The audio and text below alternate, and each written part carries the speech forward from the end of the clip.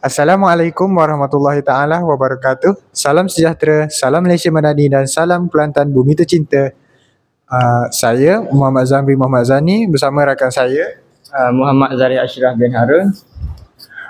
Kumpulan kami akan membuat sebuah persembahan untuk subjek BMMB 1104 iaitu Kesusasteraan dan Kebudayaan Melayu, mewakili tugasan 2 pentaksiran berterusan.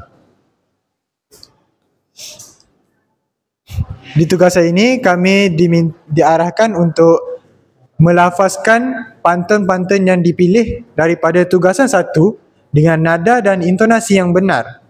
Kemudian kami harus membuat 3 kritikan berdasarkan kritikan sastra. Baiklah, kita pergi kepada pantun yang pertama, iaitu naik bukan sebarang naik, naik haji ke tanah suci. Baik bukan sebarang baik, baik hati semua memuji. Pantun ini secara ringkas hendak menyampaikan mesej tentang melakukan sesuatu dengan niat yang baik dan ikhlas. Pantun ini juga memberi kesedaran bahawa setiap perbuatan kita hendaklah dilakukan dengan tujuan dan niat yang suci. Selain itu, ia juga menegaskan bahawa kebaikan yang benar-benar tulus bukan sekadar baik pada zahir sahaja, tetapi benar-benar ikhlas daripada hati. Kritikan yang pertama adalah kritikan sanjungan. Sanjungan yang pertama adalah pantun ini mempunyai mesej moral yang tersirat. Pantun ini mengajarkan bahawa segala perbuatan hendaklah dilakukan dengan niat yang tulus dan suci. Contohnya, perbandingan antara naik biasa dengan naik haji menyiratkan bahawa apabila kita melaksanakan sesuatu aktiviti dengan hati yang ikhlas, hasilnya akan lebih bermakna dan dihargai oleh orang lain.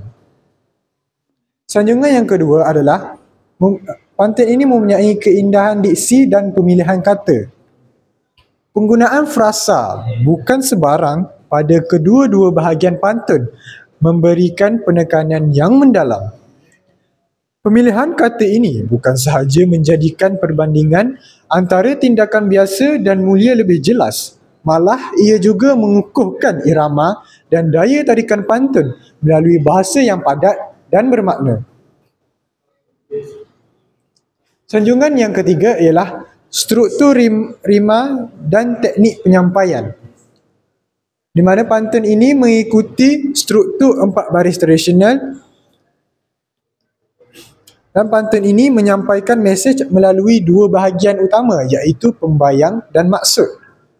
Penggunaan rima yang seimbang tidak hanya memudahkan hafalan tetapi juga menambahkan unsur keindahan dalam penyampaian nasihat moral tersebut. Kritikan yang kedua adalah kritikan penilaian. Penilaian yang pertama adalah keterbatasan pengembangan mesej. Walaupun pantun ini berjaya menyampaikan mesej tentang keikhlasan, ia mungkin tidak mengupas secara mendalam pelbagai aspek moral yang boleh diperolehi daripada pengalaman hidup. Mesej yang disampaikan agak bersifat umum dan kurang mengundang refleksi kritikal yang lebih mendalam. Penilaian yang kedua adalah bahasa yang terlalu sederhana. Penggunaan perkataan yang mudah dan struktur yang ringkas memudahkan pemahaman.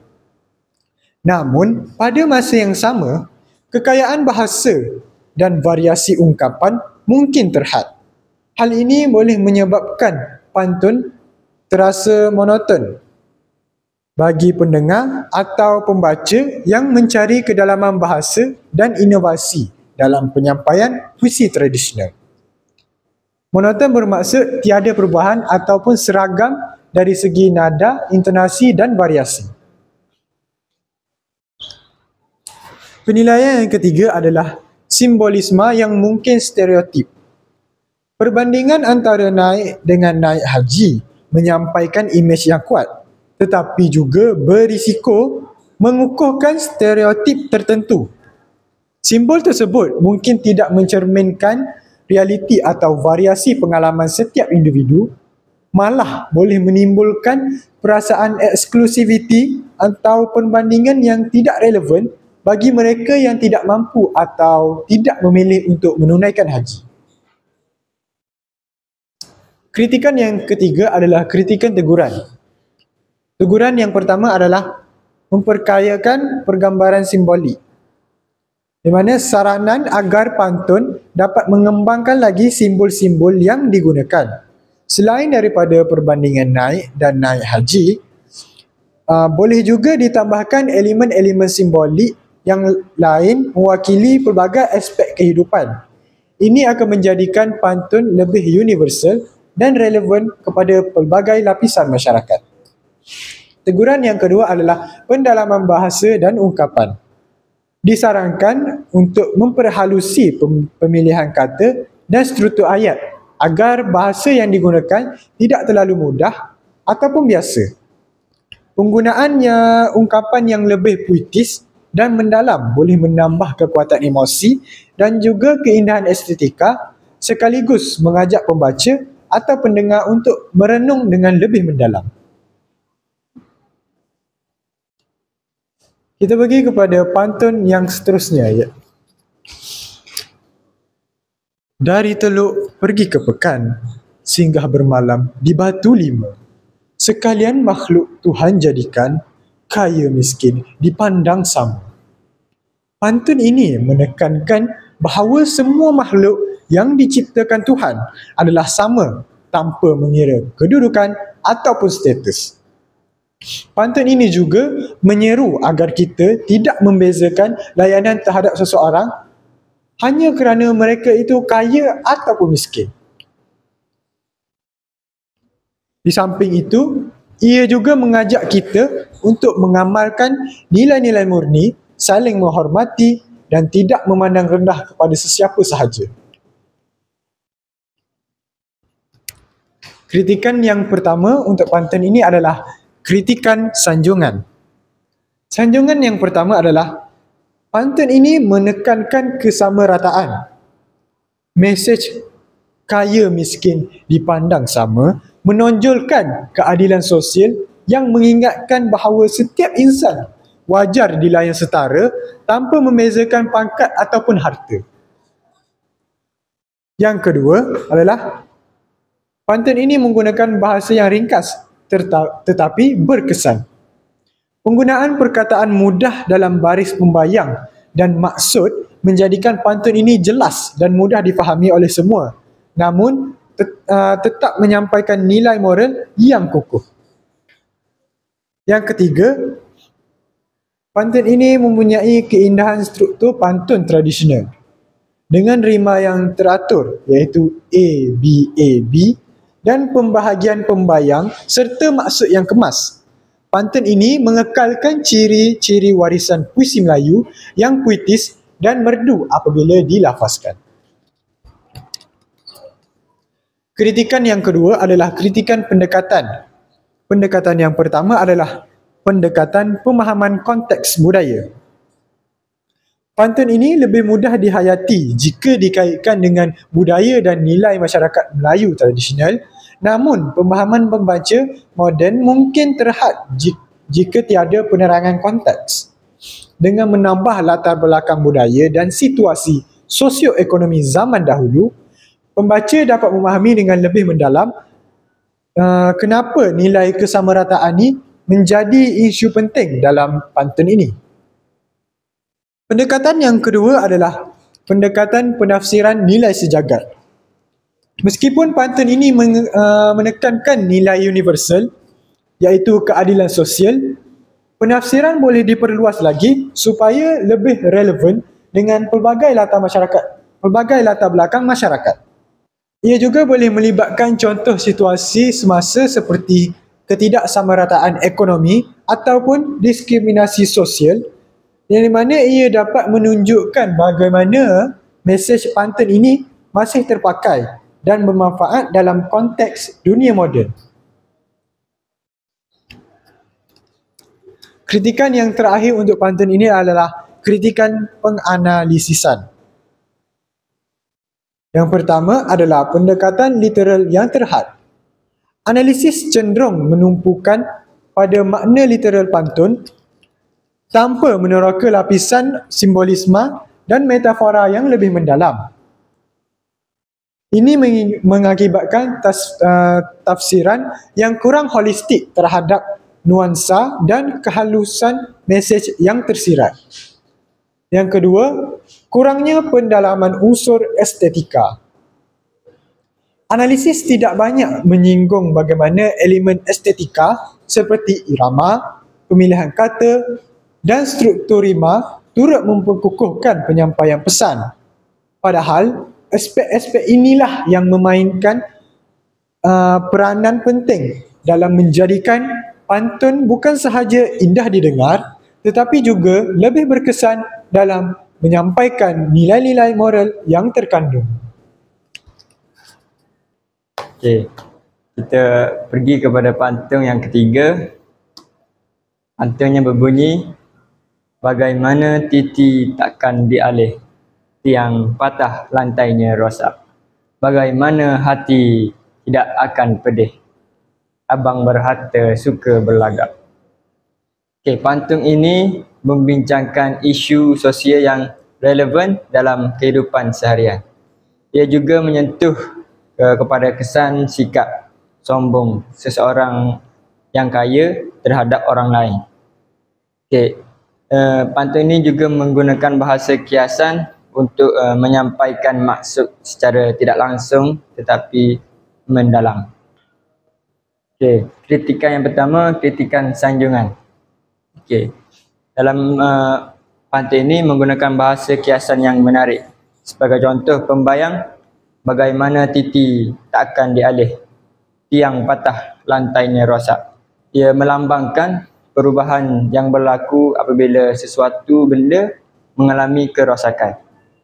Okey, untuk maksud pula, bagaimana hati tidakkan pedih, abang berharta suka berlagak. Okey, ia menghubungkan perasaan manusia dengan realiti kehidupan.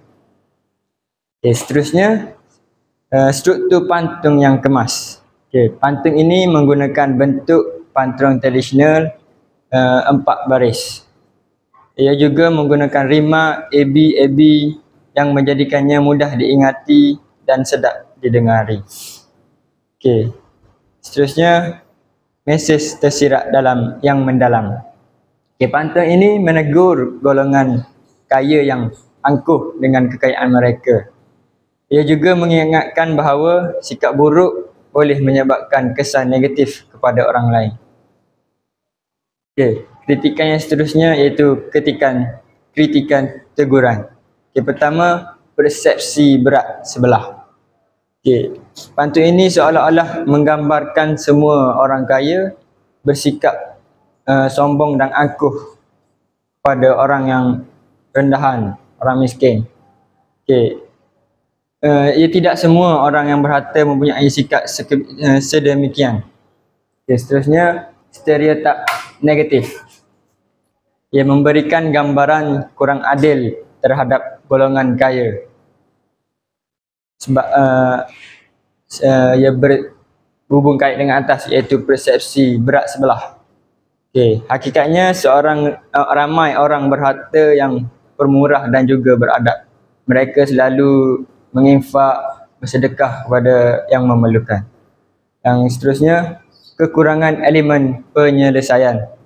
Pantun ini hanya mengkritik tetapi tidak memberi cadangan. Jadi jika ada unsur nasihat atau pengajaran, mesejnya akan jadi lebih kuat. Okay. Kritikan yang ketiga, kritikan saranan. Okay, pertama, tambah elemen nasihat. Pantun akan lebih baik jika memberi pengajaran kepada para pembaca. Sebagai contoh, cadangan yang untuk perubahan, okay, yang asal abang berharta suka berlagak kepada diubah kepada abang berharta baik berbudi. Okay. Yang kedua, seimbangkan mesej pantun. Tidak semua orang kaya sombong. Jadi mesej perlu lebih adil dan lebih tepat, lebih spesifik. Okey. Dia menggalakkan orang kaya lebih bersifat rendah hati dan berbudi bahasa. Yang ketiga, memberi kesan lebih positif. Jadi bukan hanya sekadar sindiran, tetapi juga menjadi motivasi untuk merubah masyarakat ke arah yang lebih baik. Okey. Supaya pembaca dapat mengambil iktibar dan berubah ke arah kebaikan. Kesimpulannya, pantun ini menarik tetapi boleh diperbaiki. Kritikan sastera memperkayakan warisan budaya dan mesej yang lebih positif memberi impak yang lebih besar. Okey. Pantun yang terakhir pada pembentangan kami iaitu air jernih sajaknya landai, jalan raya titian batu. Berunding cerdik dengan pandai, faham dua menjadi satu. Okey. Pantun ini dia menekankan kepentingan kebijaksanaan dalam berbincang ataupun berunding. Okey, jadi dia menekankan kesefahaman yang akan dicapai apabila kedua pihak berunding dengan fikiran yang rasional, matang dan juga cerdik. Okey, ditekan yang pertama, kritikan sanjungan. Okey, pantun ini mempunyai struktur yang kemas, iaitu ia mematuhi format pantun 4 baris dengan menggunakan rima yang biasa, iaitu ABAB. Seterusnya, menggunakan bahasa yang indah dan juga simbolik, iaitu contohnya air jernih yang melambangkan ketenangan, titian batu yang melambangkan kestabilan. Yang ketiga, pantun ini memberikan mesej yang penting, iaitu menggalakkan perundingan yang bijaksana untuk mendapatkan kata putus yang baik. Okey. Kritikan yang seterusnya iaitu kritikan penganalisisan. Pertama, menghubungkan pembayang dan maksud yang tidak begitu jelas, iaitu air jernih dan titian batu yang melambangkan ketenangan dan kestabilan tadi. Okay, bagaimana ia berkait dengan perundingan? Terusnya, frasa sajaknya landai kurang jelas. Di sini makna yang tidak begitu kukuh dan juga boleh diperbaiki dengan kata lain. Okay. Yang ketiga, imejan pembayang perlu lebih berkaitan dengan isi supaya mesej pantun lebih mudah difahami masyarakat dan pembaca. Okey. Kritikan yang terakhir, kritikan saranan. Pantun ini menggunakan pembayang yang lebih jelas, lebih sesuai, iaitu cadangan pantun yang lebih jelas iaitu air mengalir di tepi titi, jalan lurus ke desa hulu, berunding cerdik dengan hati, maka damai di setiap penjuru. Okey, ini antara cadangan pantun yang lebih jelas untuk menggantikan pantun yang asal tadi. Okey, seterusnya menggunakan frasa yang lebih jelas, menggantikan sajaknya landai dengan air jernih mengalir tenang untuk mendapatkan pemahaman yang lebih baik. Jadi kesimpulannya, pantun ini mempunyai struktur yang baik dengan rima yang kemas serta bahasa yang indah. Mesejnya juga bermakna menekankan kepentingan perundingan yang bijaksana. Namun terdapat kelemahan dalam hubungan antara pembayang dan maksud, terutamanya frasa sajaknya landai, iaitu yang kurang jelas dari segi makna. Jadi oleh itu, pembayang pantun boleh diperbaiki agar lebih relevan dan frasa yang digunakan perlu lebih tepat bagi mengukuhkan mesej. Sebagai warisan sastra Melayu, pantun perlu dipelihara serta diperbaiki supaya terus relevan dalam masyarakat kita semua. Sekian daripada kami. Terima kasih.